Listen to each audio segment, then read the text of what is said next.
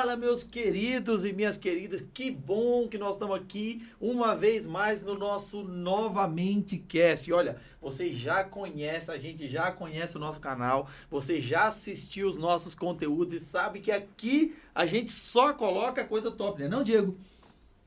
Tudo que vem pra cá é coisa top, é só conteúdo que vai abençoar a sua vida, só conteúdo relevante e que vai fazer você pensar, vai te levar a entender e ter um pouco mais da mente de Cristo. Lembrando a você que você possui a mente de Cristo e você tem acesso a isso. E quando a gente traz aqui os nossos convidados, quando a gente faz aqui os nossos episódios, a gente faz pensando em você e como você acessar essa mente de Cristo para que você possa cada dia mais caminhar em graça e conhecimento e mais perto de Deus. Olha só, hoje nós estamos aqui num lugar bem diferente, né não, brother? Estamos aqui porque nós estamos com uma pessoa que já há um bom tempo nós estamos tentando trazê-la para o nosso podcast e hoje a gente conseguiu. Então, nós viemos para um lugar diferente. Hoje nós estamos na superintendência regional aqui da nossa igreja e nós estamos aqui para receber conosco hoje, com muita alegria, com muita expectativa. Olha só, vou dar um pouquinho do currículo dele aqui, né? Um dos nomes mais conhecidos e respeitados no meio gospel, principalmente dentro da Igreja de Deus, a nossa denominação. São mais de 50 anos de ministério, mais de 14 igrejas pastoreadas, mestre em divindades, PhD em teologia e filosofia, já viveu em 3 nações diferentes, já esteve presente em mais de 50 nações diferentes. Cara, será que as pessoas têm experiência para passar para a gente, Diego? Será que tem alguma coisa para a gente receber aqui hoje? Vamos lá. Ele foi supervisor nacional 3 mandatos, supervisor regional 3 mandatos, missionário, pregador, escritor, palestrante e tudo mais. Não tenho mais, se eu fosse continuar falando sobre ele, que acho que a gente ia ficar o podcast inteiro. Mas eu vou chamar então meu querido, meu bispo, pastor Expedito de Melo, ou bispo Expedito de Melo. Que prazer tê-lo aqui conosco, meu bispo. Olá, pastor Edson, o prazer é todo meu. O prazer e uma grande alegria poder participar desse podcast. É como você disse, há tempo que a gente estava planejando e procurando um espaço na nossa agenda, na minha, na sua, etc., para esse momento. E é uma alegria muito grande estar aqui nesse momento para falarmos de coisas bonitas na obra de Deus. Nós sempre temos a nossa figura oculta aqui.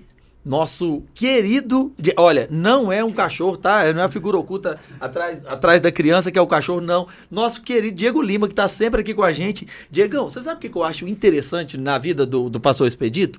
Bom, a primeira coisa é que ele não fica velho. Você já notou isso? Já tem quase 30 anos que eu tô aqui em Brasília. Eu cheguei aqui, ele já era desse jeitinho. Já era careca. Já era careca. E não mudou nada, mas também, não apenas isso, mas também a gente nota alguém que tem uma constância com Deus e que mantém relevante. Bom, não vou adiantar o assunto com vocês, mas a gente vai começar então aí a nossa entrevista. Em primeiro lugar, muito bem-vindo, meu bispo. Obrigado. Muito obrigado. O que eu agradeço, Edson, essa oportunidade. Obrigado por o senhor ter vindo, por o senhor tirar um tempo aí para a gente falar sobre coisas muito relevantes. Assim, normalmente a gente costuma iniciar o nosso podcast perguntando e pedindo para a pessoa para se apresentar. Então, quem é? Eu sei que o senhor dispensa a apresentação, mas como o senhor define quem é Bispo Expedito de Melo? Ok, sou pastor da Igreja de Deus há cerca de 50 anos, que por aí está o meu tempo de atividades ministeriais. Casado com Vera Lúcia Rocha de Melo. Que bom que o senhor falou o nome dela, senão o senhor já ia apanhar claro, pra chegar em casa. Pai de Isaurinha e de Adriano pastor, casado com Ellen. Pastoreando em Portugal, né? Em Portugal. E avô de 4 lindos netos, E um pastor abençoado que tem muita alegria de servir a Deus. Amém. Quem é o pastor Expedito em casa? Na hora que ele chega em casa e fecha a porta, quem é ele? Olha, consequentemente, quando eu chego em casa, fecho a porta, eu vou ter aquele tempo de relaxar, entendeu? Pai de família, esposo e aquela pessoa que também precisa de um bom descanso. Muito bom. Consequentemente, a gente, depois de um descanso, tem que continuar trabalhando, porque com essa pecinha aqui, hoje, você está trabalhando aonde estiver, ok? É uma Mas, vantagem e uma desvantagem, né, Bispo? Porque ela anda com a gente o tempo todo, trabalha, anda com a gente e, 24 horas. isso, entretanto, eu procuro ter o meu período de casa para relaxar, para descansar e também para preparar alguns trabalhos que a gente não consegue preparar no escritório, estudos, palestras, leituras, Uhum. orações, etc. Não, e eu acho que talvez esse seja até o segredo da longevidade do sucesso do senhor, né? Que é chegar em casa, porque às vezes é difícil para o pastor chegar em casa. Eu fiz essa pergunta para o senhor intencionalmente, porque eu sei que às vezes é difícil para o pastor chegar em casa e ele se desligar um pouco, descansar, esquecer um pouco dos problemas, porque eu acho que o pastor ele carrega uma carga emocional muito grande. Sem dúvida. E né, se a gente vê pastores que acaba de sair de um aniversário e vai fazer um velório, acaba de sair de um velório, vai fazer um aniversário, e então, ou para você especificamente que é um supervisor que está lidando com pastores, então eu acho que esse momento do descanso, do chegar em casa e desligar, eu acho que isso talvez seja o segredo da longevidade, não, viu? Um dos segredos, Uhum. especialmente da saúde familiar. Ok? Muitas coisas que a gente lida com elas no trabalho, é, elas não devem sair do trabalho, sair do Uhum. escritório conosco e muito menos entrar em casa. Senão a gente converte a vida, é, eu diria, num labirinto, numa luta constante. Sim, Você sim. tem que ter momentos certos, como diz a Bíblia, tempo correto, tempo certo para cada Para coisa. cada coisa, sim, verdade. Consequentemente, algumas a gente não tem como se desvencilhar dela. Uhum. Entretanto, temos que ter medidas corretas para manter bem a vida ministerial, o trabalho profissional, a vida familiar, a vida pessoal, etc. Bom demais, ô bispo. Mas vamos lá, então. A primeira coisa que a gente compartilha normalmente no nosso podcast é o seu chamado, primeiro, como você conheceu a Jesus. Eu quero que você compartilhe com a gente. Se você já veio de um berço evangélico, seus pais, seus avós, ou você foi o primeiro, conta pra gente aí, rapidamente, como é que foi sua conversão, pra gente conhecer um pouquinho de como você encontrou Jesus ou como Jesus te encontrou. Ok. Eu nasci no lar católico, da Igreja Católica. Minha família toda, avós, pai, mãe, todos oriundos do catolicismo romano. Mas na adolescência era um católico prático, até porque passei por todas aquelas orientações, ser crismado, assistir missa, confessar. Eu passei por tudo isso aí. Só não fui coroinha, entendeu? Isso aonde, meu bispo? Isso no No Nordeste Nordeste, e né, seu também em nascimento? São Paulo, onde eu tive grande parte da minha adolescência. Uhum. Entretanto, eu vi o Evangelho pela primeira vez quando eu era garoto, através de um pastor que foi fazer um culto no lar, numa cidade chamada Correntes, em Pernambuco, onde eu morava. Uhum. E anos depois mudamos para São Paulo, certo?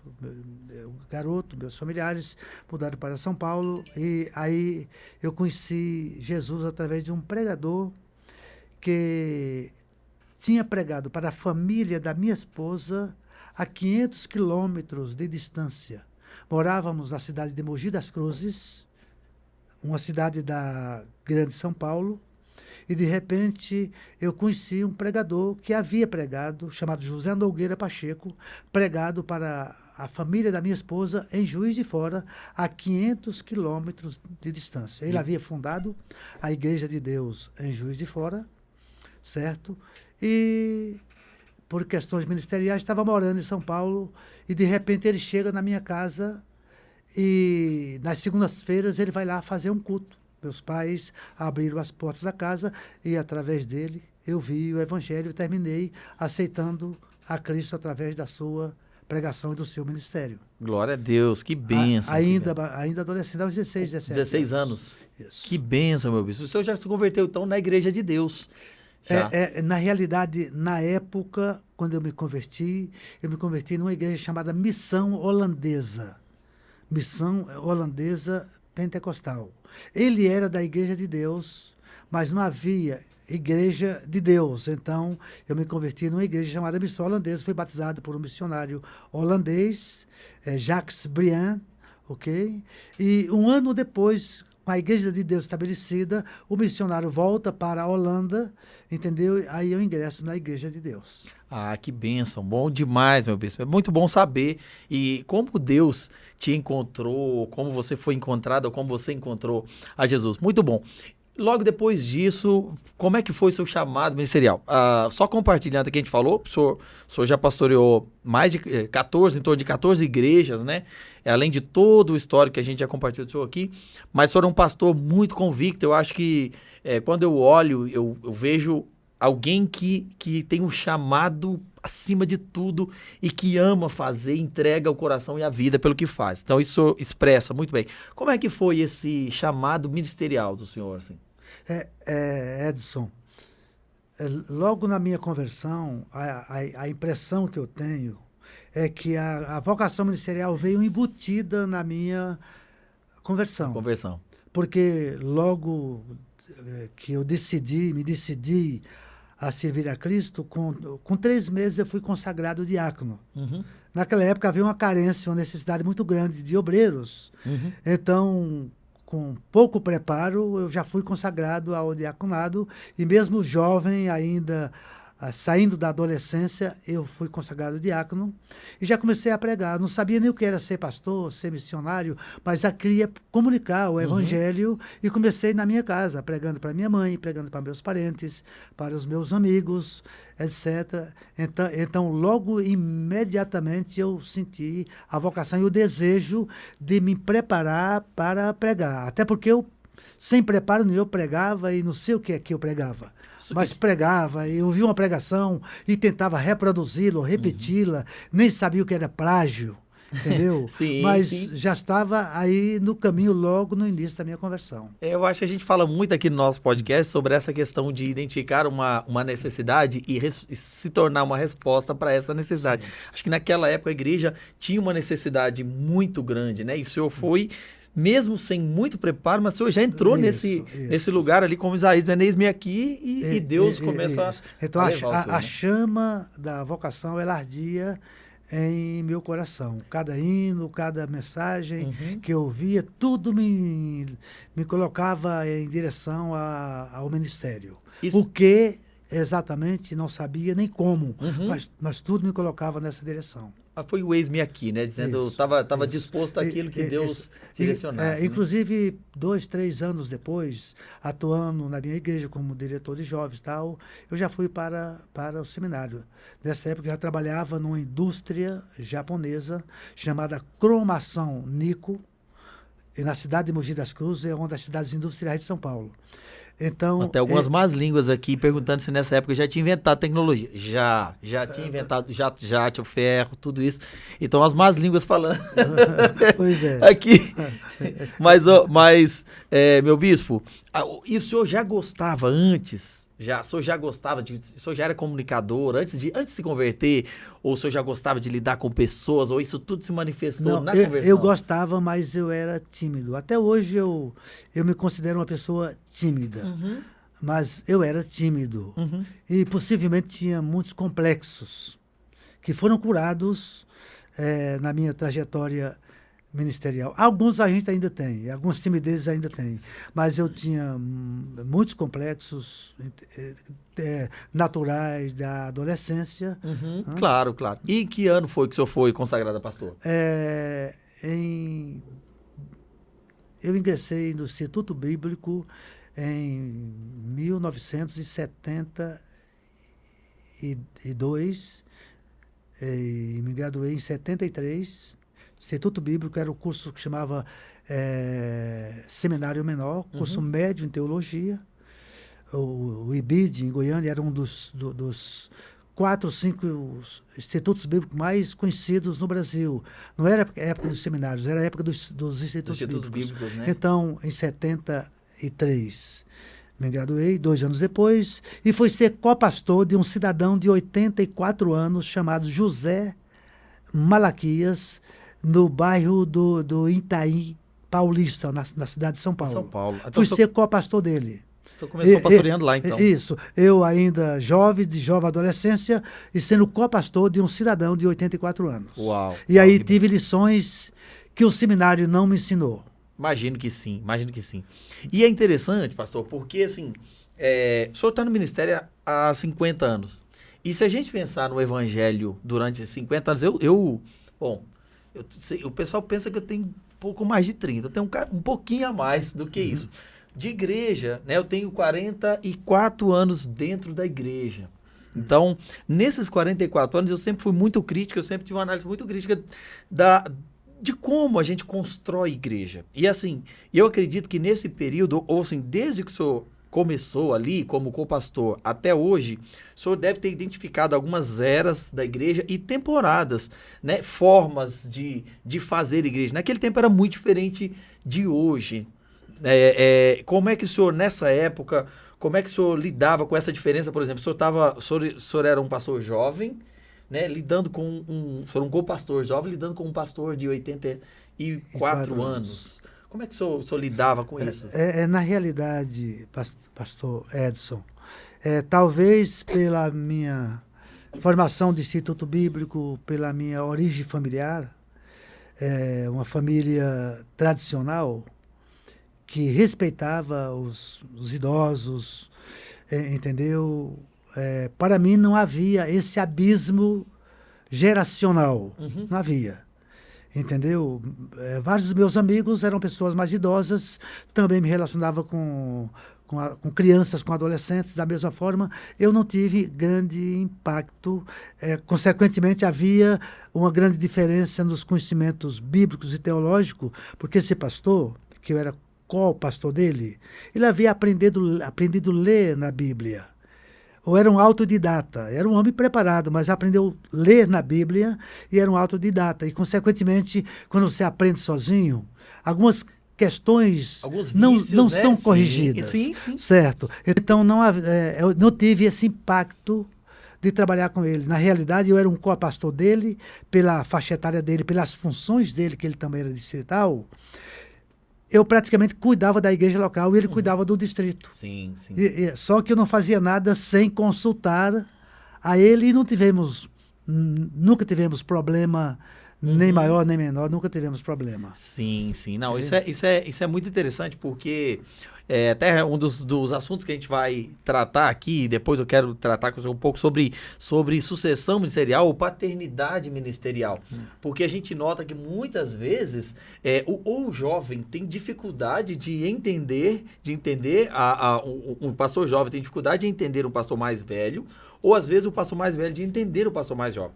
Eu, por exemplo, sou neto de pastor. E a forma como meu avô fazia igreja era completamente diferente da forma que nós fazemos igreja hoje.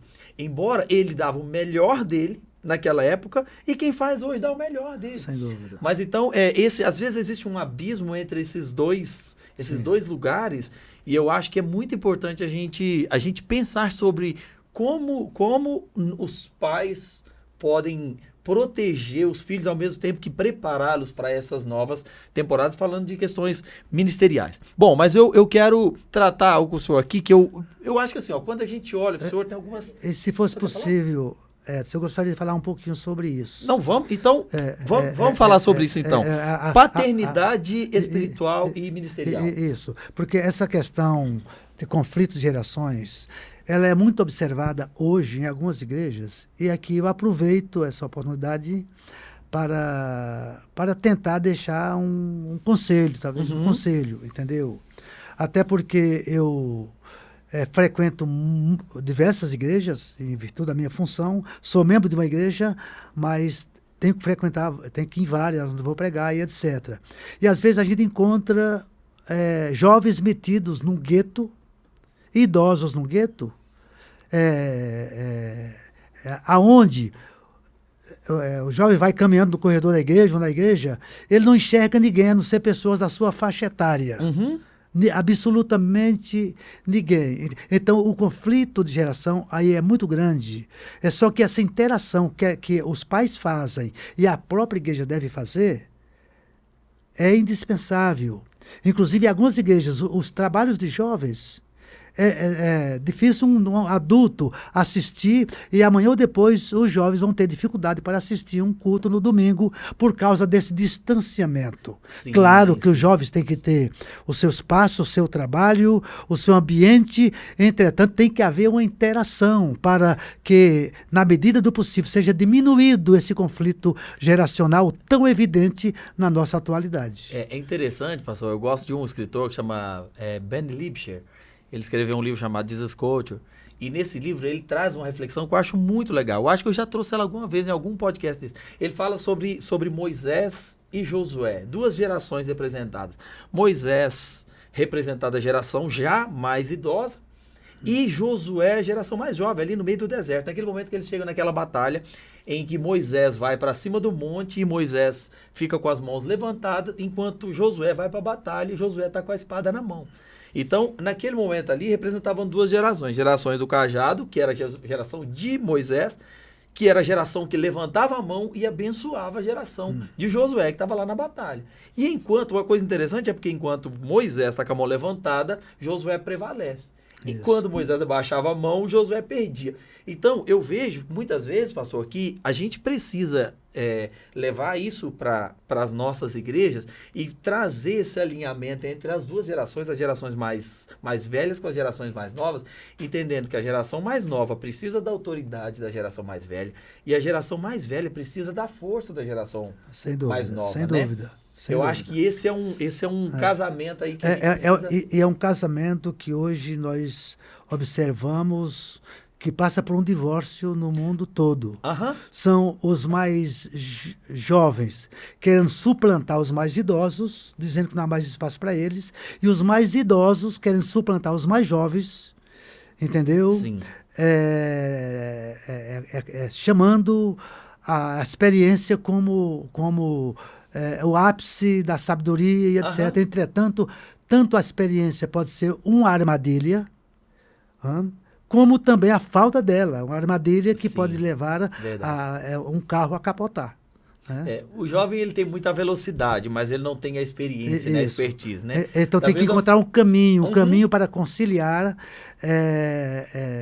essas gerações mais jovens, que Uhum. têm a energia e que têm todo o entusiasmo, que tem a saúde, e aquela geração que tem muito a contribuir em termos de experiência para que a Sim. obra continue. Né? O senhor acha que esse caminho passa pela paternidade espiritual, né? Estou dizendo, por exemplo, de pegar aí como Elias fez com Eliseu, ou como o próprio Davi fez com o filho, né? Que Deus fala para Davi, você não vai construir você não vai construir o templo.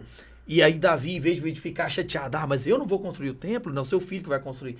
Davi fala, então se não sou eu vou preparar tudo para o meu filho poder fazer. E aí Davi prepara o caminho para Salomão, né, com um sentido de paternidade. O senhor acha que talvez o que falte hoje no meio das nossas igrejas, como todo, no meio evangélico, seja esse espírito de paternidade, porque talvez a geração mais idosa tem medo da geração mais nova chegar e tomar os lugares, tomar posições. O senhor acha que essa paternidade, como o senhor acha? Sem nenhuma dúvida, sem nenhuma dúvida. A tendência dos mais idosos, que não alcançaram certo preparo, é olhar para os mais jovens sempre como inexperientes. E esse mais jovem, não importa se é jovem mesmo. Por exemplo, uma pessoa com 60 anos pode olhar para um de 40 e achar que ele é jovem demais. Uhum. Ou uma pessoa de 70 anos pode olhar para uma de 80 e achar que ela é velha demais. Só que ela tem 70, Sim, entendeu? Quando eu olho, Edson, esse conflito, inclusive eu venho observando ele há muito tempo, normalmente esse conflito, ele vem mais em busca de posição, Uhum. de galgar posição. Uhum. Porque muitos idosos que entram nesse campo, eles lutam contra seus próprios colegas de faixa etária. Aham. E jovens também. E jovens também. Quando eles falam em jovem, eles não falam no jovem, eles falam nele. Aham. Eu sou jovem. Sim. Entendeu? Então, e é muito importante entender isso e entender que na obra, no reino de Deus, o espaço está reservado para todos, para idosos, para jovens, para mulheres. E algumas igrejas, nem a mulher entra nesse currículo. Uhum. Nem as crianças, nem os adolescentes, certo? Entretanto, a obra de Deus, a missão de Deus, ela tem que ser cumprida por todos que fazem parte do corpo de Cristo. E ela não vai parar, né, pastor? Ela é constante. Eu falo que a corrida com Deus, ela é uma corrida de revezamento, né? Hoje o senhor está com a tocha na mão, mas vai chegar um momento que o senhor vai passar a tocha para alguém. Claro, e essa outra pessoa vai continuar. A gente vai embora. E a igreja continua, né? E esse alguém, por exemplo, na igreja de Deus, há uma questão que nós temos que corrigir, que esse alguém, ele não é escolhido por quem está hoje na posição de autoridade. É como você falou no caso de Moisés, Uhum. no caso de Josué, que mesmo ali não foi Moisés que escolheu Josué. Moisés, quando colocou Josué, porque Josué já estava escolhido por Deus. Aham, Mas especialmente na denominação Igreja de Deus, que não é uma igreja patriarcal, que não é uma igreja que tem um dono, Uhum. são os pastores que escolhem Sim. o meu sucessor. Uhum. Não sou eu que escolho o fulano para colocar ali. Sim. Então, essa questão tem que ser entendida dentro da nossa denominação. Sim, sim. Eu acho... Respondendo à questão do pai investir no Aham, filho. sim. Digamos, eu invisto em meu filho para ele ser um homem de Deus, ser um pastor, ser um missionário. A posição aí vai depender É Deus, dele, né? de Deus e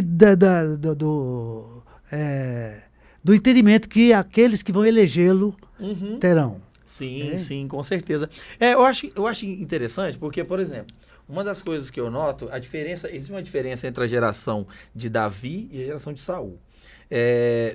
A geração de Saul é aquela que no momento que ela identifica o sucessor, ela tenta matar ele. Isso. Levanta Isso. Como os imperadores romanos. Aham, exatamente. Como a gente vê ali dentro do Império Romano o tempo todo, né?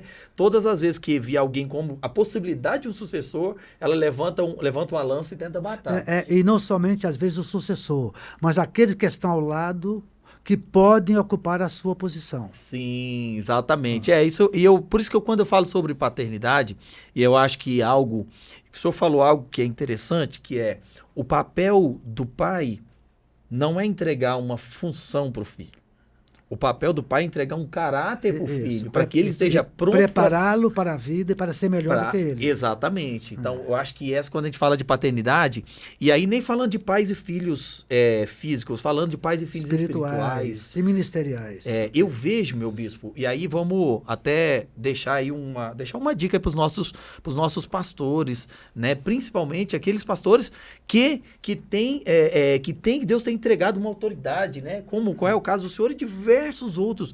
São pastores que eu vejo hoje carência na geração mais nova de ser intencionalmente discipulado ou de ser intencionalmente de ter a sensação de que é filho. Entendeu? Sucede hoje na geração do fast food, entendeu? As pessoas não podem esperar nada, não esperam processo. Uhum.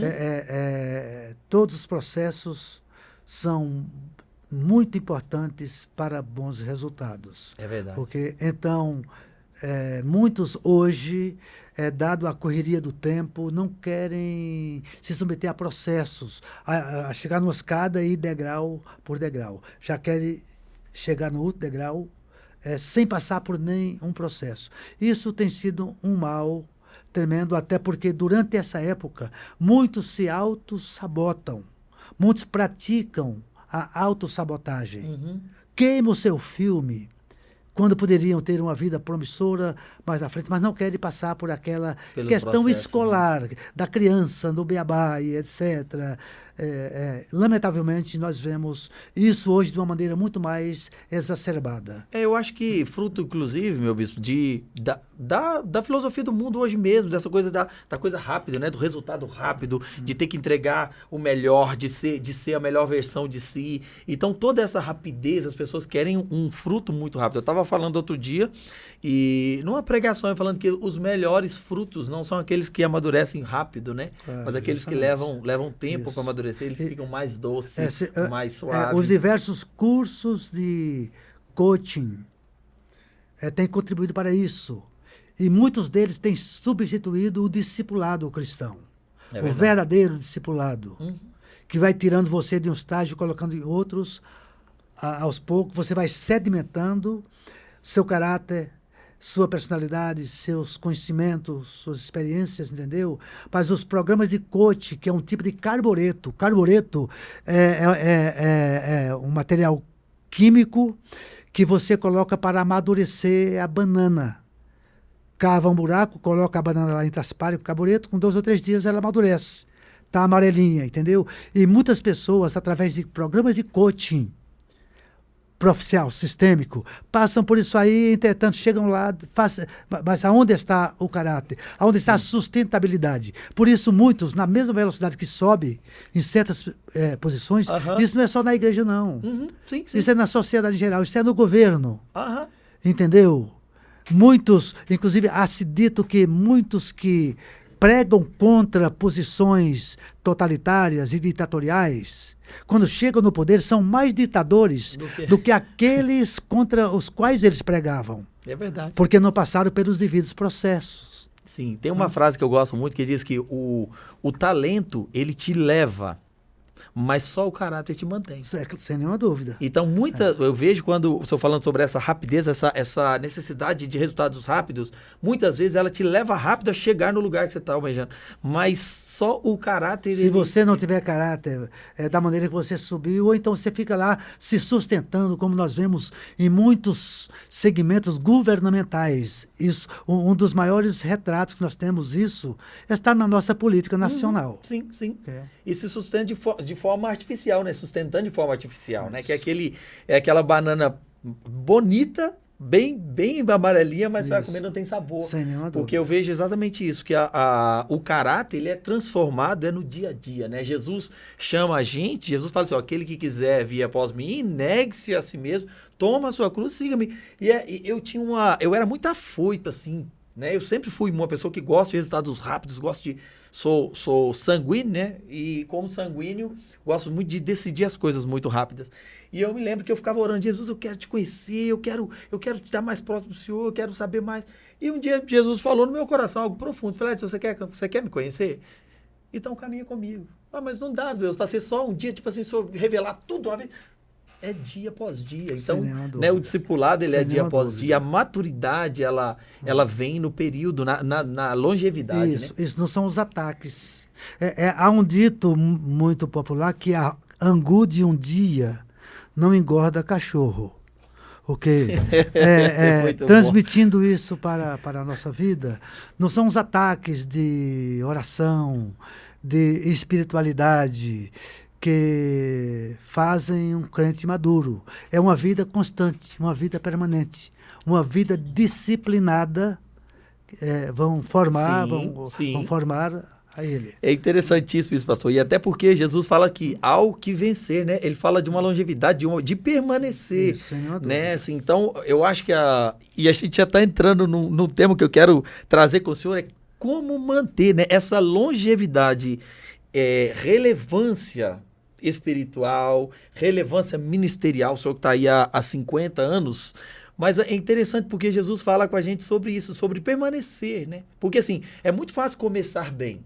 Começar alguma coisa é muito fácil. E a gente vê muita gente começando bem. Agora, terminar bem é difícil. A gente vê poucos terminando. O senhor até falou, por exemplo, quando o senhor começou, não sei se foi na faculdade, o senhor falou que começa muitos e terminam poucos, né? Não, no mestrado, você está falando do mestrado, né? É nos seminários, especialmente nos primeiros anos. Programas de mestrados a gente já faz com um grupo mais seleto, programas de doutorados, mas no bacharelado, os primeiros anos de teologia, a gente começa com um grupo de colegas, entendeu? Uhum. E depois, passando um ano, você procura eles, Já a não maioria fracassou, a maioria não prevaleceu, Uhum. entendeu? Porque foram autossabotados, se Agora- autossabotaram ou não tinha genuína vocação. Isso, agora vamos lá. Eu não sei se é a Vera que pega o senhor e joga o senhor no formol todo dia que o senhor chega em casa. Acho que eu perguntei o que o senhor faz quando chega em casa, o senhor não falou exatamente tudo. Eu acho que ela pega o senhor, coloca lá dentro do formol, no outro dia tira de novo. Mas o senhor está aí há 50 anos já pastoreando. E algo que a gente nota, pastor, eu acho que todas as pessoas que estão me ouvindo e que conhecem muito bem o senhor vão concordar muito comigo, que eu acho que a palavra que talvez mais define o senhor para mim é a longevidade com relevância. Porque, por exemplo, o senhor começou sendo relevante, mas o senhor já está há 50 anos no ministério, passou por tudo que passou, foi supervisor, foi pastor local, foi missionário, foi estudante em diversos lugares, em vários países, mas o senhor não perdeu duas coisas. O senhor não perdeu a chama de amor por Jesus e o senhor não perdeu a relevância de um tempo muito diferente que nós estamos vivendo hoje. O senhor continua sendo relevante. Como é que o senhor diz, como é que se mantém nesse período aí, 50 anos, mantendo relevante? Edson e irmãos que nos escutam, eu diria que são várias frentes, ou vários pilares, entendeu? Um deles, que eu diria o principal, é a tua vida pessoal com Deus. Essa vida pessoal com Deus, ela é inegociável, certo? Minha vida pessoal, eu sou casado, tenho a minha esposa, com quem tenho plena comunhão, oramos juntos, viajamos juntos, trabalhamos juntos, certo?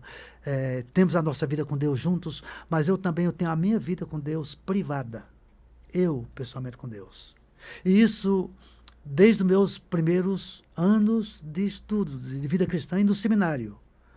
Certo? Tinha meus devocionais, capela, como nós chamávamos, certo? Nossas reuniões de oração, mas eu tinha o meu privado com Deus. E aquele privado com Deus era eu e Deus. E muitas vezes pegava meu violão, tocando em uma, duas ou três cordas só, entendeu? Ficava lá adorando e orando. Então, essa vida privada com Deus, ela é fundamental. Porque a minha vida está alicerçada nele. É aquilo o que diz um determinado autor, que eu não me lembro agora o nome dele, o que eu sou para Deus é muito mais importante do que o que eu faço para Deus. Isso é muito bom, pastor. Muito mais importante. Então, esse é um pilar. Esse é um pilar fundamental nessa vida com Deus. Outro pilar, você tem que se atualizar. É isso. Você imagina se eu faço um bacharel em teologia há 40 anos atrás e me cerro numa caixa. Ou me cerro numa igreja e não coloco a cabeça lá fora para ver o mundo, para observar o mundo. Hoje eu seria praticamente um analfabeto bíblica e teologicamente. Então, o estudo teológico, o conhecimento, ele é um processo, você nunca para de aprender. Hoje eu sei muitas coisas, mas tem muitas coisas que eu não sei, que eu preciso aprender. Especialmente quanto às culturas, quanto a essa evolução cultural, as novas mentalidades, a filosofia que está dentro de um processo infindável. Enquanto a ética cristã ela tem um padrão, a filosofia ela não tem padrão nenhum. E você tem que estar se relacionando com todos esses universos. Senão você se torna irrelevante. Eu diria que um pastor com a minha faixa etária, 73 anos de idade, que não se atualizou, que não se reciclou, certo? Que não estudou, que não leu livros atuais. É isso. Que não confrontou a cultura atual, ele está com dificuldade para pastorear para as novas gerações.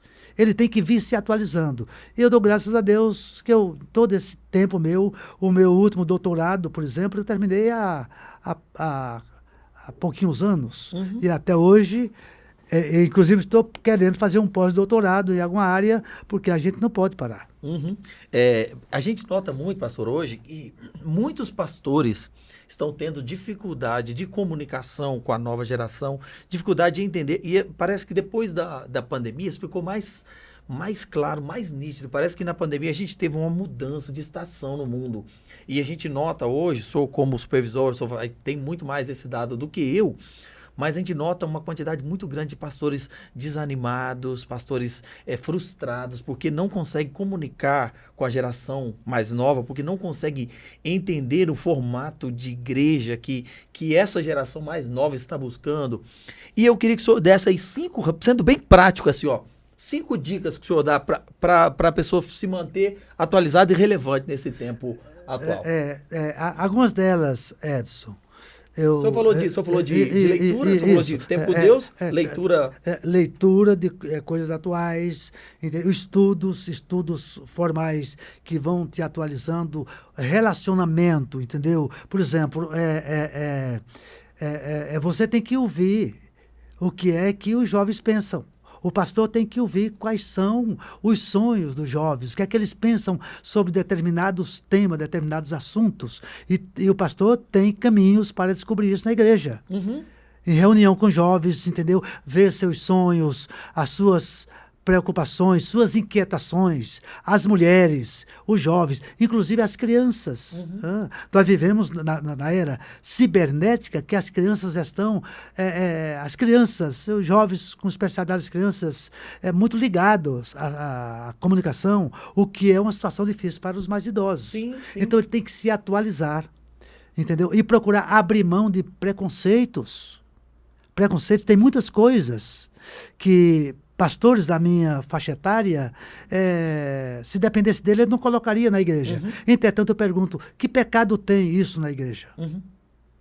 Entendeu? Sim. Muito pelo contrário, isso aí vai atrair os jovens, vai ocupar os jovens, vai trazer uma preocupação ministerial para atividades missionárias dos jovens, entendeu? Sim. Então, se ele não faz, não entra nesse universo, ou não procura sair do seu mundo, da sua faixa etária. E ainda, Edson, eu vou te dizer algo.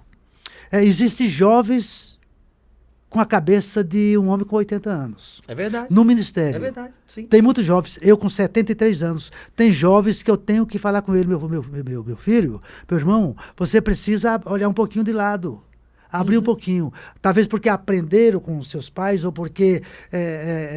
Mas não tiveram referencial, outro referencial. Eu quero dar uma resposta ética e moral para a sua congregação e às vezes são mais rígidos que alguns pastores antigos. Sim. Não, é incrível, esse paradoxo é incrível. Sim, não, e isso é tão interessante, pastor, porque eu estou lendo um livro que chama Liderando para o Futuro, do Marcos Madaleno, que é um dos líderes de jovens hoje mais pujantes do Brasil. Ele é lá da igreja da cidade em São José dos Campos. Lá. E ele fala uma coisa interessante, ele traz uma analogia, pastor, dizendo sobre assim, nós precisamos, a igreja tem a ver com o futuro. A igreja tem a ver com o futuro. Se a igreja para no hoje, ela não cumpriu ainda o completo do reino de Deus. Então, se a igreja tem a ver com o futuro.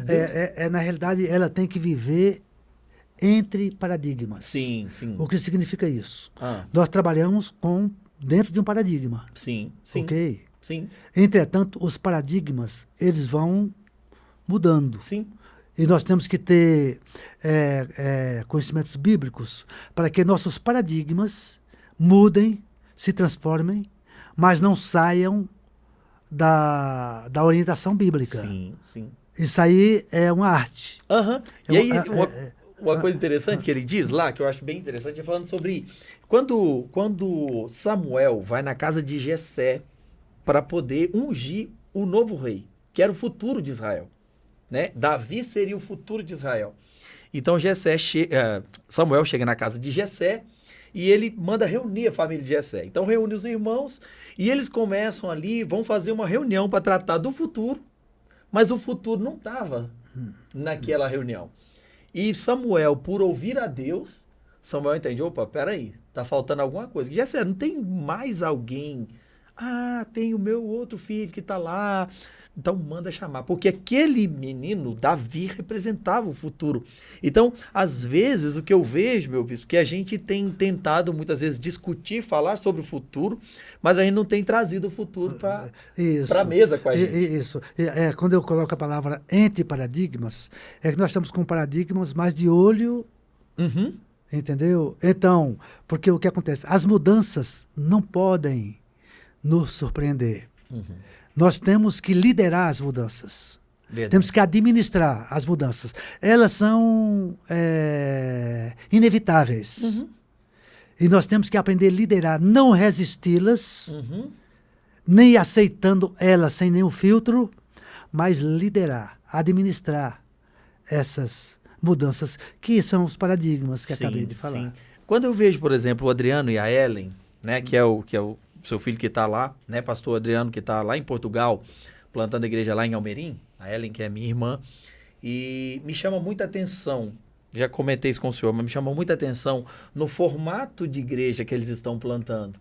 Porque, assim, eles mantêm todas as bases, Igreja de Deus, eles mantêm todas as boas tradições da igreja, eles mantêm as doutrinas da igreja, os pilares, mas a linguagem, o formato, quando você olha, você vê uma igreja relevante. E aí a gente vê numa cidade pequena como é Almerim, num lugar que é chamado como a morte do evangelho, que é na Europa, né? Um lugar onde o evangelho é algo considerado algo passado, e eles estão fazendo um trabalho muito relevante. Então, isso me chama muita atenção e me faz entender um pouco do que o senhor está falando, sobre esses paradigmas de entender que existem coisas que eu aprendi no meu início da fé, que é formatos que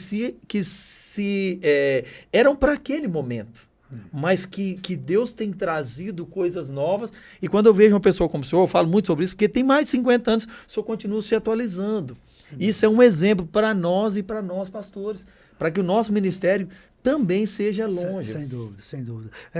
E é muito importante, pastor Edson, os pastores mais jovens não serem imediatistas e não praticarem a autossabotagem. Uhum. O que seria essa autossabotagem, meu bispo? Autossabotagem é quando eu furo meu barco. Uhum, sim. Não Isso. precisa que venha nenhum pirata de fora. Eu mesmo, através de atitudes negativas, Uhum. certo? Através de questões irrelevantes, ok? Eu furo meu barco. Sim. E a água começa a entrar e a minha vida se torna demasiadamente curta. Eu não vou ter vida longa, porque eu me auto-sabotei, certo? E eu não tenho que culpar ninguém. Normalmente, as pessoas que se auto-sabotam, elas culpam, foi por causa disso, foi por causa daquilo, se fosse assim, entendeu? Não admitem a culpa, mas muitos se auto-sabotam em sua trajetória com coisas insignificantes. Falta de entendimento, falta de compreensão, falta de abrir a lente. Eu estou observando, pastor, Diego ali, nos focando, nos filmando. O senhor viu que veio de terninho hoje, né? Porque ele está perto do senhor. E está parecendo um verdadeiro galã. Galã de Hollywood, entendeu? Tá lidão, então, ele está focando, ele está abrindo o foco. Então, nós precisamos abrir o foco. E ter uma visão multifocal. Não olhar apenas um lado, apenas um aspecto da coisa. E o pior é quando olha apenas o meu bem-estar. Porque nessa época de individualismo, as pessoas são tendentes a olhar demasiadamente elas, aonde eu quero chegar, aonde vai ser bom para mim, não pensa no todo. E nós vemos isso em todas as dimensões, nesse mundo pragmatista e individualista. Ok? Então, ele precisa olhar um pouquinho na frente, um pouquinho além, e não querer avançar e morder a lua. Não querer chegar aonde Deus quer levá-la antes do tempo. E também, por exemplo, na minha vida trajetória, eu não tinha uma meta posicional. Eu quero ser isso, eu quero ser isso, eu quero ser aquilo, eu quero ser aquilo. E jamais usei de trampolim para isso aí. Certo? Sim. O que eu fiz? Salmo 37, verso 5, é um dos salmos que eu mais li na minha infância cristã e até hoje leio. Entrega o teu caminho ao Senhor, confia nele e o demais ele fará. Amém. Eu tenho um rumo, eu tenho uma meta, eu tenho uma missão, eu tenho uma visão. Mas eu não vou usar de trampolim ou de cambalacho para isso, para aquilo outro. Eu entrego o meu caminho ao Senhor e eu vou em frente. Não vou ficar também aqui sentado esperando, entrego o meu caminho, mas não o caminho. Eu entrego o meu caminho, vou em direção e Deus vai dirigindo a minha vida. E até hoje, Edson, eu dou graças a Deus que tem sido assim. O senhor falou algo muito interessante sobre ser e fazer. O senhor falou que para Deus é muito mais importante quem eu sou do que o que eu faço. Do que o que eu faço, né? E eu acho que esse é um ponto que muitas vezes gera meio que uma confusão no meio da cabeça dos cristãos, né? Até que ponto eu devo fazer, até que ponto eu devo esperar Deus fazer. Aí você falou sobre entregar o caminho, né? Esperar em Deus, né? E isso, duas coisas que me vêm sempre ao coração, né? Uma delas é que eu penso que para Deus, sim, Deus não quer que você faça nada para Ele enquanto você não for alguma coisa nele. Sem dúvida, né? Não tenho dúvida. O que é que você deve fazer quando não sabe o que fazer? Quando eu não sei o que fazer, eu tenho que parar e esperar em Deus. Não tomar nenhuma decisão precipitada. Isso é no casamento, isso é na administração, isso é na liderança, na minha vida. Se eu não sei o que fazer, e não tenho nenhuma dúvida, nessa trajetória minha, nesses anos todos, teve muitos momentos que eu não sabia o que fazer. Mas não sabia mesmo o que fazer. Você imagina Moisés diante do Mar Vermelho com a multidão, milhares de pessoas atrás, soldados perseguindo, e ele diante do Mar Vermelho. Olhava para um lado, no deserto intransponível. Olhava para o outro lado, montanhas que somente os alpinistas poderiam subir. Olhava pela frente do mar. E Moisés, o que é que eu faço agora? Vamos ser massacrados. Então, Moisés o que fez? Ele parou e buscou a direção de Deus. E não se moveu, né? Até Deus orientar. Até ouvir a voz de Deus, né? Até ouvir a voz de Deus. Então, eu não aconselho a ninguém dar um só passo sem ter certeza da voz de Deus. É claro que muitas coisas Deus espera que você faça, porque Ele já te deu condições espirituais. O Espírito nos guia em toda a verdade. Ele já te deu. Entretanto, mesmo assim, tem situações que você tem que parar e buscar a direção de Deus e analisar todas as esferas para não tomar uma decisão equivocada. Em outras palavras, ter uma visão multifocal para que depois de tomar essa decisão não entender que deu com os burros na água. Sim, é muito, muito interessante o senhor falou. Por exemplo, tratando ali ainda com Davi, na questão de Jessé ali, imagina se Samuel não ouvisse a Deus. Porque Samuel chega ali, ele encontra os filhos de Davi, os mais bonitos, os mais preparados. Inclusive eram guerreiros. Exato, eram todos eles que estavam, né? na frente da guerra. Então, automaticamente seria Davi Davi, como uma palavra que usam muito hoje, estão usando até demais. A Davi era um improvável. Um improvável, sim. Um garoto, entendeu? Estatura mediana, sem muita relevância. Mas Deus sabia do caráter, da vida com Deus, daquele jovenzinho lá pastoreando as ovelhas. E por isso ele foi entendido e dito por Deus como um homem segundo o coração de Deus. E é interessante porque Samuel só entende que Davi era o futuro porque Samuel ouve a Deus. Porque na cabeça de Samuel, o texto mostra que ele tinha uma intenção, inclusive, em consagrar, talvez ali Eliabe. E o próprio Samuel depois fala, o homem vê a aparência, exatamente. mas Deus vê o coração. Isso acontece, pastor Edson, hoje, na seleção de pastores, na escolha de pastores locais, na escolha de amigos, na escolha de líderes, entendeu? Muitas coisas acontecem que você fica pensando, mas por quê? Por que fulano? Por que não fulano? Olha Saul, olha a estatura de Saul, olha a performance desse cidadão. Entretanto, não foi Saul que Deus escolheu.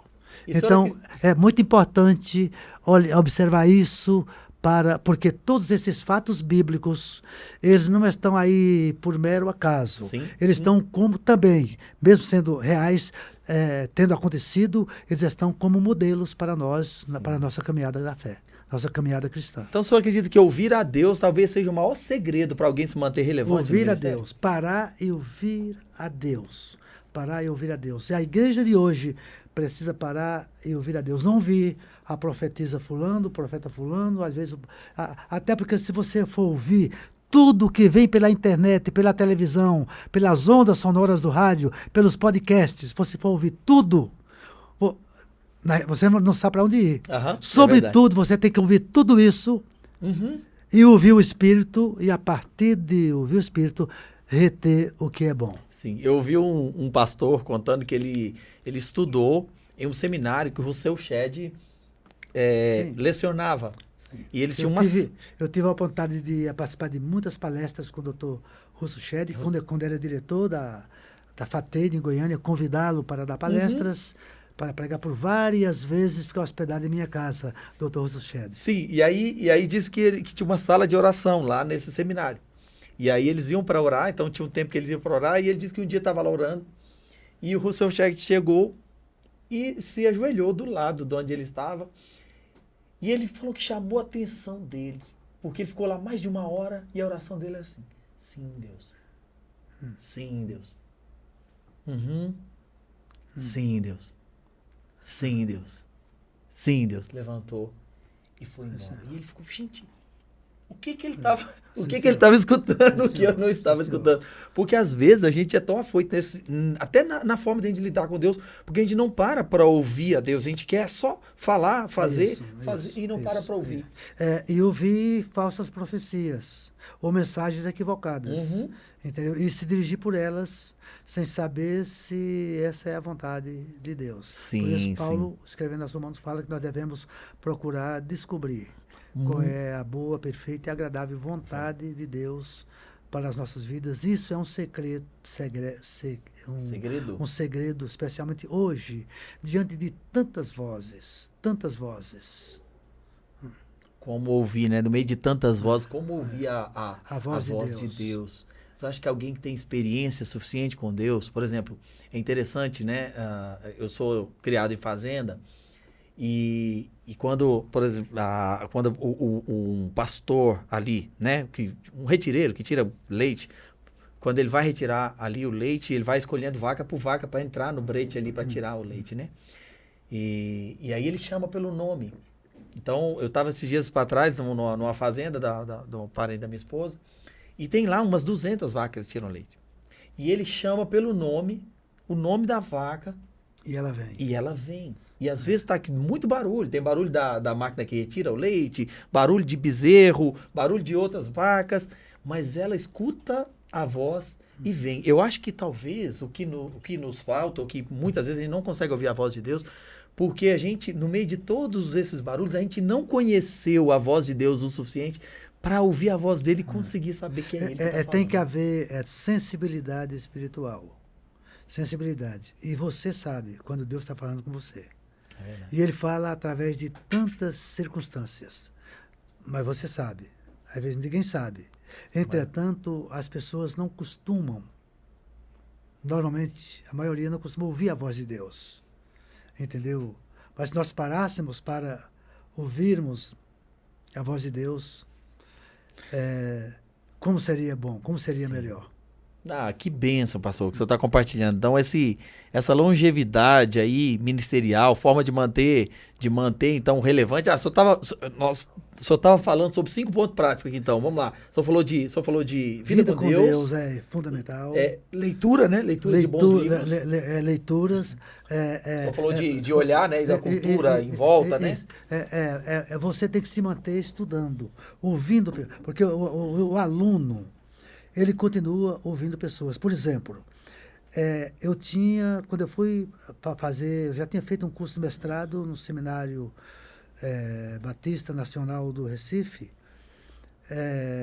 mas eu ganhei uma bolsa para fazer um mestrado em divindade nos Estados Unidos. Eu já tinha sido pastor de várias igrejas, tinha sido diretor do principal seminário da Igreja de Deus, de um dos 4 melhores da América Latina, CEID, tinha sido supervisor regional por 6 anos e fui ser estudante de mestrado nos Estados Unidos. Ali eu não era nada mais, eu não era supervisor, não era o seu reverendo, tal, eu era o expedito, não sabia nada. Sim. Entendeu? E eu vi professores, já vi alguns professores dessa linha europeia antiga, tradicional, da educação bancária, na qual o professor sabe tudo e o aluno não sabe nada. Eu tive que enfrentar esses lá e estar lá humildezinho aprendendo. E até hoje, de quando em quando eu me deparo com pessoas, com palestras, entendeu? Mesmo com meus diplomas caducam, meu conhecimento caduca. Eu tenho que estar ouvindo novas pessoas, novos conhecimentos. Então, o senhor diria que ser ensinável e ser humilde... Ser ensinável, e ser humilde seria... E ter coragem de mudar, de ceder. Porque você ouvir é uma coisa e ceder é outra. Sim, Nós temos pastores na nossa denominação que têm cursos de bacharéis e doutorados, mas o formato dele, no culto dele, é de 1950. É verdade. Eles estudam liturgia, estudam pregação, estudam administração, mas eles não conseguem fazer outra coisa. Aquilo ali é para o conhecimento dele, mas para a prática dele é outras. Então eu tenho que ter a humildade de abrir mão de preconceitos, entendeu? E de algumas coisas que eu aprendi que não estão condizentes com a minha atualidade, eu tenho que ter coragem de abrir mão delas e implementar novas coisas para ser relevante na minha atualidade. Tá certo. Sem fugir os princípios éticos e morais da palavra de Deus. Isso é também um mistério. Sim, claro. Então acho que fechou aí, ó. Vamos lá. O senhor falou de estudo, o senhor falou de cultura, o senhor disse... Vida com Deus. Vida com Deus. O senhor falou agora de ser humilde e ser ensinável. Eu acho que fechou, sem então, nenhuma dúvida, 5 conselhos aí para você que quer ter uma carreira longeva e continuar sendo relevante no ministério. Pastor, que o senhor... A gente já estamos caminhando aqui para o final, mas antes de encerrar, eu tenho mais 2 questões rapidinhas com o senhor aqui. O que o senhor espera da igreja? Como é que o senhor vê a igreja para o futuro? O que o senhor espera da igreja no futuro e como é que o senhor acha que isso vai acontecer? Edson, a primeira coisa, eu entendo que a igreja, sobretudo, ela está sob o comando do Espírito Santo. Certo? Então, eu não posso esperar algo ruim para a igreja, porque se ela está no comando de Deus, no comando do Espírito Santo, eu só tenho que entender. Quando eu falo a igreja, eu não me refiro a uma igreja local, nem a uma denominação. Porque, até o final, muitas igrejas locais fracassarão, assim como muitas denominações. Quando eu falo igreja, eu me refiro ao corpo de Cristo. A igreja cristã, evangélica, a igreja do Senhor. Noiva de Cristo. Isso. Eu entendo que essa igreja, ela irá de bem a melhor até a volta de Cristo, porque eu entendo que o Senhor Jesus não vem arrebatar a sua igreja no seu pior momento. Eu entendo que ele não veio buscar a sua igreja ainda, porque ela ainda não cumpriu cabalmente com a missão que tem que ser cumprida. E quando ela cumprir, aí ele virá buscá-la, e ela vai estar no seu melhor momento. Volto a dizer, não me refiro à igreja local. Sim. Entendeu? Então, essas têm que ter cuidado, muito cuidado, esses líderes denominacionais, esses pastores, essas igrejas, para se manterem relevantes dentro da missão de Deus. Porque o importante é estar cumprindo com a missão de Deus. Não é a minha posição, não é o meu salário, não são meus talentos, não é a minha credibilidade. Acima de tudo isso está a igreja de Deus e a missão de Deus. Ok? Amém. Então, como corpo de Cristo, eu entendo que ela vai de vitória em vitória no cumprimento da missão de Deus até Cristo vir buscá-la.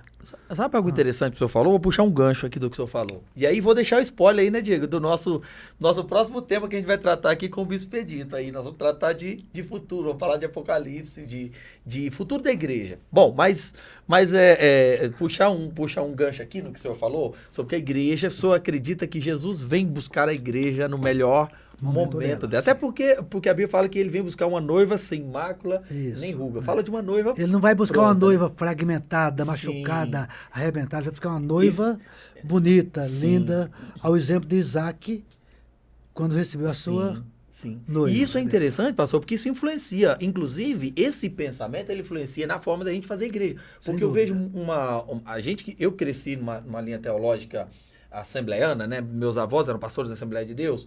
E existiu um tempo em que a igreja pregava como se o mundo vai de mal a pior. Sim. E quando Jesus vier buscar a igreja, nós vamos estar todo acuado, vamos estar tudo escondido. E Jesus vem logo, porque se o Senhor não vier, a igreja não vai existir.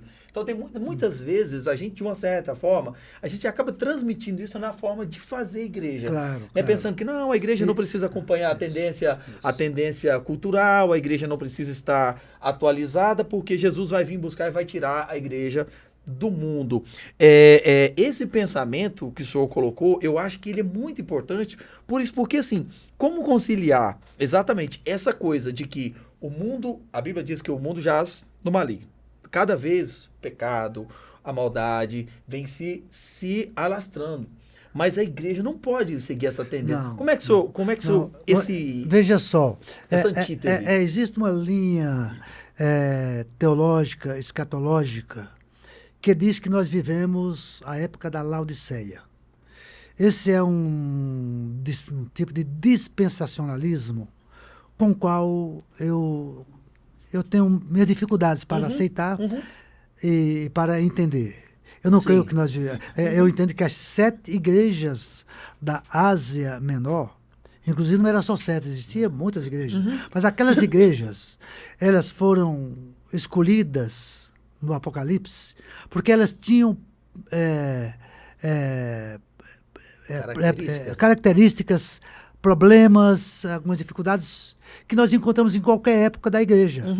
Em qualquer época, na igreja primitiva, na igreja apostólica, na igreja medieval, na igreja moderna, na igreja contemporânea, nós temos Laodiceia, nós temos Pérgamo, nós temos Éfeso, nós temos igreja de Filipe, nós temos qualquer situação nós encontramos. E hoje nós podemos encontrar um quadro daquelas igrejas em qualquer situação. Agora veja só, hoje, em contraposição dessa ideia que vemos na Laodiceia, é a época que mais missionários estão no campo.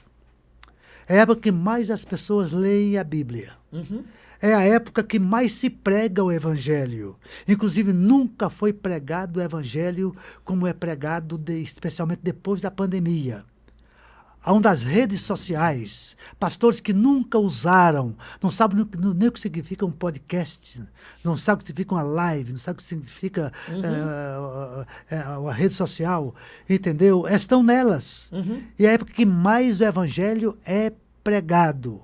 É a época que mais se converte pessoas. Consequentemente, é uma época de muitos desigrejados, é uma época de muitos escândalos, porque não seria diferente. Ok? Até porque o crescimento da igreja traz tudo isso aí, entendeu? Então nós temos que entender por esse lado. Temos que entender a missão da igreja dessa maneira, biblicamente, e não entender que Cristo virá buscar uma igreja. Isso aí é a visão pós-milenista, que a igreja vai passar pela grande tribulação, vai ser massacrada, vai ser destruída e apenas farrapos ou fragmentos dela serão arrebatados. Não é isso que a Bíblia diz. Sim. Isso é muito interessante, pastor. Essa visão é muito interessante para nós, porque ela faz a gente entender que a igreja, a Bíblia diz que o reino de Deus ele se expande, né? De geração em geração ele vai permanecer. E uma coisa interessante, estava vendo uma pesquisa outro dia dizendo que existem mais cristãos vivos na Terra hoje do que todos os cristãos que já morreram de agora até na época de Jesus. E por que não falar? Você sabe que nós falamos em Europa pós-cristã, porque já foi cristã. Era chamada Europa cristã. Certo? E as catedrais, hoje, as lindas catedrais, estão aí como museus, para as pessoas irem, olha, aqui aqui congregava John Stott, aqui Martinho Lutero, etc. Por outro lado, você já pensou nas milhares de igrejas que nós podemos denominar de igrejas de fundo de quintal? E elas estão salõezinhos, renascendo, né? salõezinhos alugados, espalhados por todos os lados de Lisboa, de Madrid, da França, da Inglaterra, igrejinhas que estão aí como sal da terra e como luz do mundo. E o mesmo fenômeno acontece na Rússia, na China comunista e outros países onde a repressão era muito grande, inclusive no Brasil. Hoje temos muitas igrejas e algumas até cometendo alguns escândalos, Sim. mas observa, Brasília, a região metropolitana de Brasília, dizemos Brasília em torno, essa região toda, se calcula que tenha mais de 10 mil igrejas. Algumas catedrais, Fantástico e são isso. centenas e centenas e milhares de igrejinhas pequenas que estão no anonimato, pastores que estão no anonimato, que a televisão jamais vai ver, esses que uma emissora de rádio jamais vai vê-los, mas já estão aí como sal da terra e como luz do mundo, entrando aonde Jesus entrava, indo aonde grandes pastores não entram, indo aonde grandes bispos não vão, mas eles aí estão dirigidos pelo Espírito Santo, Glória a cumprindo Deus. com a missão de Deus. Isso é uma bênção. Eu vejo esse movimento de retorno, inclusive na Europa, lugares assim, Deus tem tomado. Eu creio muito na palavra que o senhor está falando e eu vejo exatamente isso. A igreja, quando será arrebatada, é a igreja mais triunfante, né? Isso é uma bênção pensar sobre isso, porque a gente vê com alegria, a gente vê com esperança a igreja do futuro, que foi uma pergunta que eu fiz ao senhor. Bom, para a gente poder encerrar, a gente sempre gosta de pedir aqui para o nosso convidado compartilhar com a gente 2 histórias rápidas. O senhor rodou aí mais de 50 nações.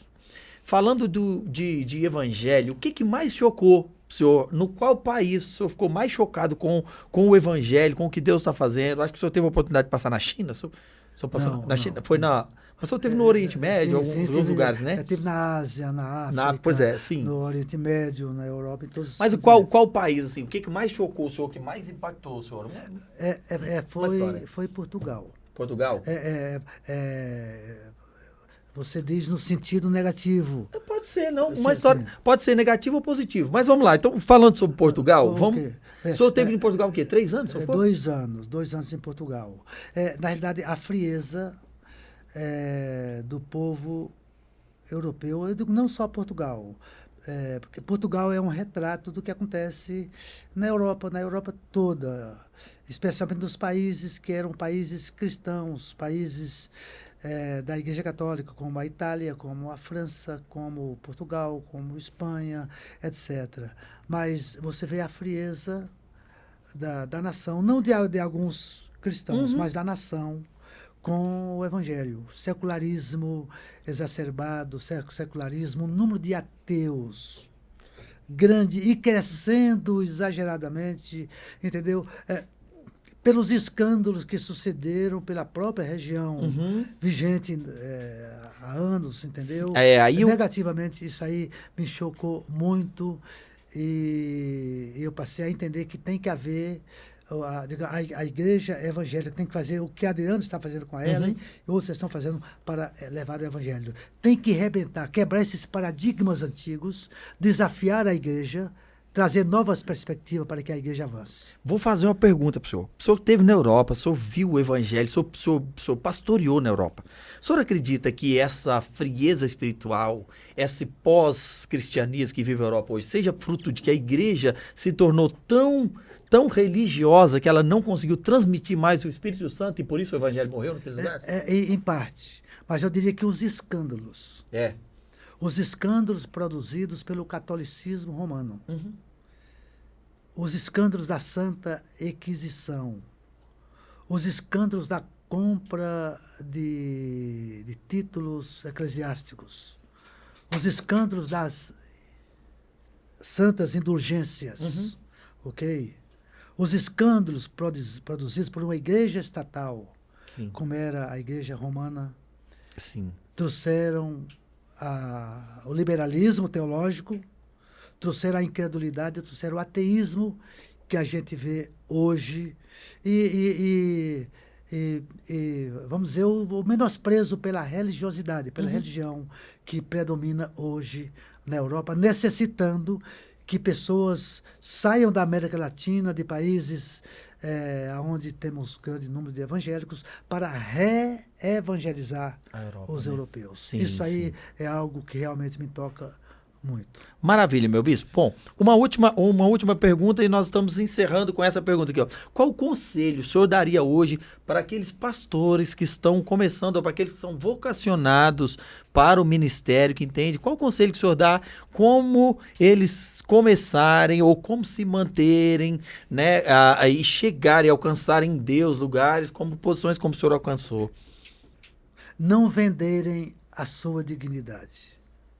Não negociarem princípios. Faça qualquer coisa, mas não negocie princípio. Princípios não se negocia. Usos e costumes se adaptam, mudam de acordo com o contexto e com o tempo. Princípios bíblicos não se negocia. Então, Amém. mantenha o seu caráter, mantenha a sua dignidade, mantenha a sua credibilidade, não negocie princípios. E, sobretudo, mantenha vida com Deus. Independentemente daquilo que você comunica, daquilo que você faz, mantenha uma vida íntegra com Deus e não se afaste um só milímetro dos princípios da palavra de Deus. Eu digo isso, Edson, porque hoje, eu falo em termos de denominações, nós encontramos muitas pessoas negociando a troca de privilégios. Como acontece, eu vou usar aqui uma expressão que no Brasil todos conhecem, nós temos aqui juntinho de nós, a 3 quilômetros, na esplanada dos ministérios, nós temos aí a Câmara Federal e o Senado Federal, ok? Nós temos grupo de oposição, de direita, um grupo de direita, um grupo de esquerda, e temos um grupo chamado Centrão. Você sabe como é que funciona o Centrão? Digamos, o grupo de direita funciona em cima de princípios que eles têm, ideológicos, etc. O grupo de esquerda funciona em cima também de ideologias que eles defendem. Mas o Centrão, eles não estão nem de um lado nem de outro. E eu vou te dizer com algumas exceções, porque jamais vamos colocar todos no mesmo pacote, porque aí tem homens de Deus e mulheres de Deus. Alguns amigos meus. Homens de Deus e mulheres de Deus. Mas nós temos um grande grupo que é movido através da conveniência e através do dinheiro que é semeado nas esplanadas dos ministérios. Entendeu? Sim. Damos tantos bilhões para vocês fazerem isso, entendeu? Então, na igreja, lamentavelmente, nós encontramos especialmente um grupo jovem que são movidos através dessas, ou de ideologias, ou dessas promessas. Fazendo buscando o que é o seu. Benefício pessoal. Isso, né? A sua própria barriga. Amanhã ou depois eu posso galgar isso aí, ou utilize isso como trampolim. Eu não te aconselho, porque o Deus que chamou, ele garante. Se ele te chamou, se você está na mão dele, você não precisa negociar com ninguém, especialmente princípio. Sim. Não negocie. Se mantenha nas mãos de Deus, que ele sabe para onde te levar. Amém, amém. Meu bispo, muitíssimo obrigado, senhor. Que Deus continue abençoando o senhor, que Deus continue dando longevidade pro senhor. Eu vou falar pra Vera continuar colocando o senhor no Poformol lá toda noite, que tá fazendo bem. Você sabe uma coisa que acontece comigo? Eu vou te dizer.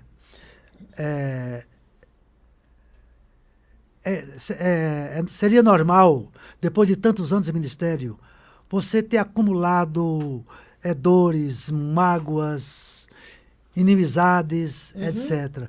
E eu te digo a verdade, eu não tenho mágoa, eu não tenho inimigos. Tem pessoas que eu não comungo com a visão delas. Não são poucas. Normal. Que eu não concordo com elas. Mas eu posso me assentar com elas em qualquer lugar, no restaurante, almoçar, conversar com elas. Não concordo com elas, mas isso não diz que eu não posso me assentar com elas e dialogar com elas. Entendeu? Então eu tenho procurado não acumular, porque o acúmulo de mágoas, de tristeza, frustrações, decepções, inimizades pode te levar a muitos males. a doenças psicossomáticas. Eu dou graças a Deus que eu podia dizer, usando uma linguagem bem contemporânea, eu sou de bem com a vida. Que bom, meu Deus, que bom. Isso é muito bom. E eu fico feliz demais de poder trazer o senhor aqui, essa entrevista, que bênção esse momento de conversa. A entrevista é uma conversa, né, que abençoou com certeza você que está aí nos ouvindo, aí, que você foi muito abençoado nesse momento aqui, com tudo que a gente escutou.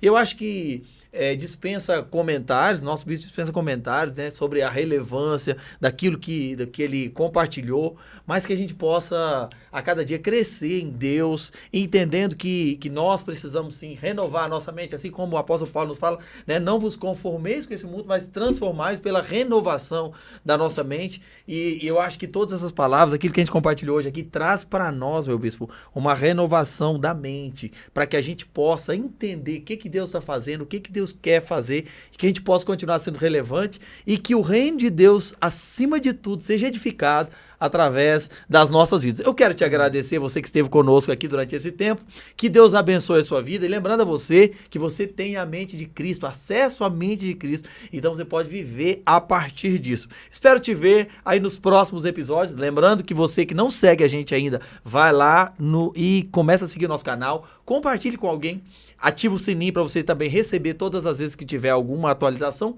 e que Deus abençoe e até a próxima. Fiquem com Deus.